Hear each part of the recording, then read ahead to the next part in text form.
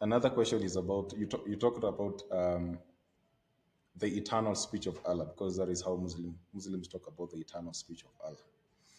Now, Mhm. the question is, if the Quran, as they consider it to be the eternal speech of Allah, if we find anything human in the Quran, what does that make to the concept of the eternal speech of Allah? And then maybe you can point out some, maybe two or three examples of the things that we can find to be of truly human origin to in the Quran. Yeah.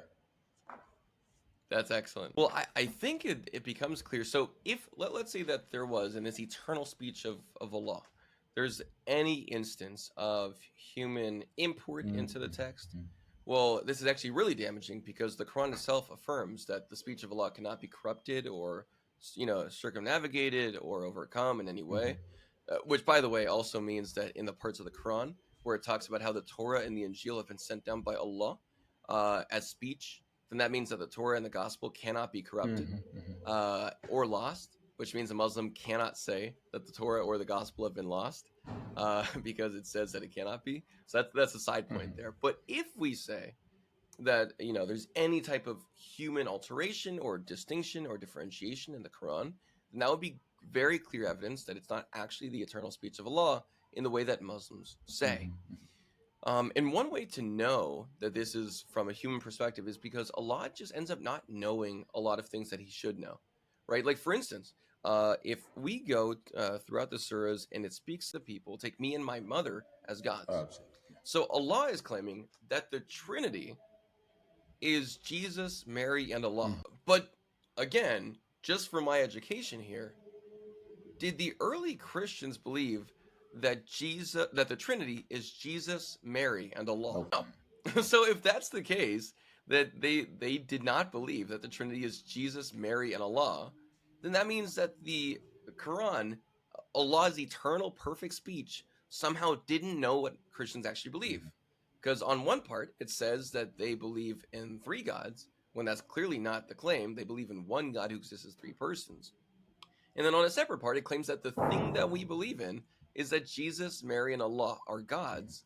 When again, that's not what we believe in. Allah seems to not understand Christian theology. But if it's the eternal speech of Allah, then shouldn't he have perfect understanding of it instead of this kind of humanness, this human misunderstanding of it that he might have heard from passing stories and tales? This is such clear examples of humanness in the Quran. Allah doesn't understand Christian theology, and he can't seem to give answers for any of these deep questions. Apparently, he doesn't, because he doesn't mention it in his speech. His perfect speech is not perfectly comprehensive. His perfect speech is not perfectly clear, and it doesn't explain all this. But if Allah's speech is his perfect eternal speech, you would expect it to be perfectly comprehensive because it's an explanation of all of his attributes of knowledge. But no, his speech is imperfect. It doesn't have the right alignment with truth and Christian theology, and so it can't really critique or explain anything, even when it says that he is the Christ or the Messiah. And it seems very clear that this is not some sort of eternally divine speech of Allah, but is instead just like the recitations of someone who didn't know Christian scripture but thought he knew it. So if the Quran is the eternal speech of Allah, then how is it that Allah doesn't even represent the concepts of the Bible right? And that is a problem. It means there is a human element in it. It's not, you cannot say it is the eternal speech of Allah.